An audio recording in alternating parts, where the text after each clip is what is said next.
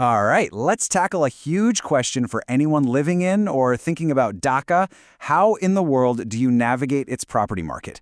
You know, the dream of living in a really great area is massive, but actually getting there financially, well, that feels like it's getting tougher every single day. And this is the question, isn't it? That idea of owning your own place in a neighborhood like Gulshan or Dhanmondi or Bashundhara, it's just so deeply embedded in our minds. For so many, it feels like the absolute peak of success, the final sign that you've made it. But, we have to be real about the numbers. With property prices just skyrocketing, that beautiful dream is kind of slipping away for a lot of middle-income and even upper-middle-income families. The down payment alone is like climbing a mountain, and that's before you even start to think about the decades of loan payments that come after. But hang on a second. What if we've been looking at this whole thing the wrong way? What if renting isn't just a temporary stopgap? What if it's actually a really smart strategic choice that gets you the amazing lifestyle you want, but without all that crushing financial weight? Okay, let's really get into this. First thing on the list, the incredible power of flexibility. And believe me, in a city that changes as fast as Dhaka, being able to move and adapt is basically a superpower. I mean, let's be honest. Dhaka is a city that is always on the move. That dream job you've been waiting for could suddenly pop up in Uttara, but you live all the way over in Dhanmondi. Or maybe your kid gets into an amazing school clear across town. If you're locked into a property you own, you might actually have to say no to these huge, life-changing opportunities. And this just lays it out perfectly.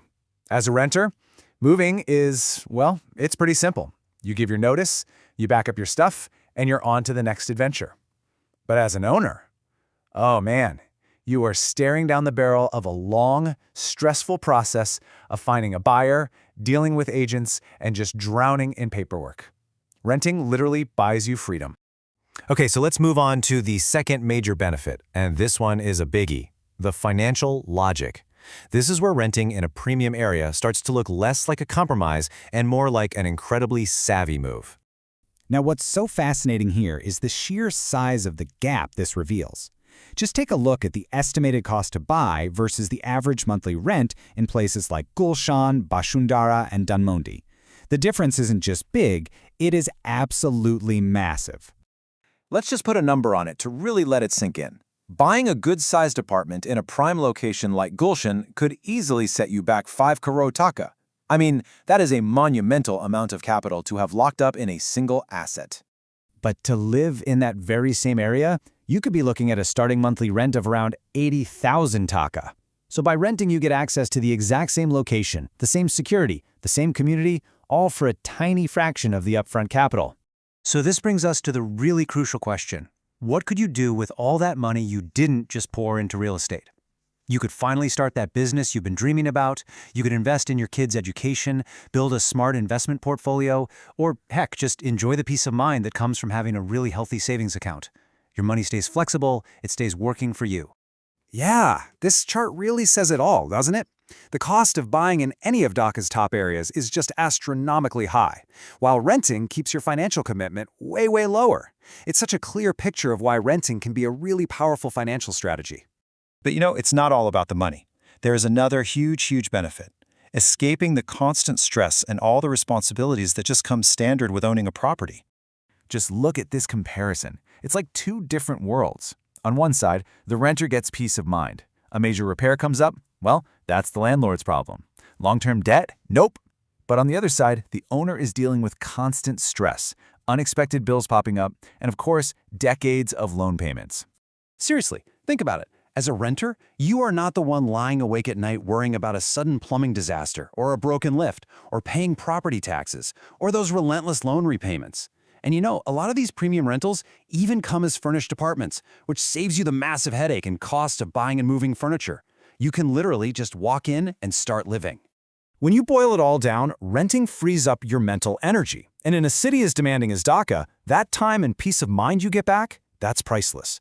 It lets you focus on your career, your family, your health, the things that actually matter. So let's bring all of this together, shall we? It's really time we stop seeing renting as some sort of a compromise and start recognizing it for what it truly is, a smart, calculated, strategic decision. Now look, this is not an argument against ever owning a home, not at all. Home ownership is a fantastic goal to have. But this is about being smart. It's about building your wealth and your stability first, so that when you do decide to buy, you're doing it from a position of real strength, not financial desperation. And this right here is the key takeaway. Renting is not just a place to live, it's a tool. It gives you access to an amazing lifestyle without destroying your finances. It lets you invest in your future. It keeps you flexible. And it lets you live without that constant weight of debt and maintenance on your shoulders. It is a strategy. And you know, sometimes the absolute smartest investment you can ever make is knowing when to resist the pressure, knowing when to just wait. That kind of patience is a skill in and of itself. So we'll leave you with just one final question to think about. I want you to look at your own situation, your own goals, and honestly ask yourself this. Is the place you call home buying you more freedom, or is it costing you that very freedom? The answer might just change how you see everything.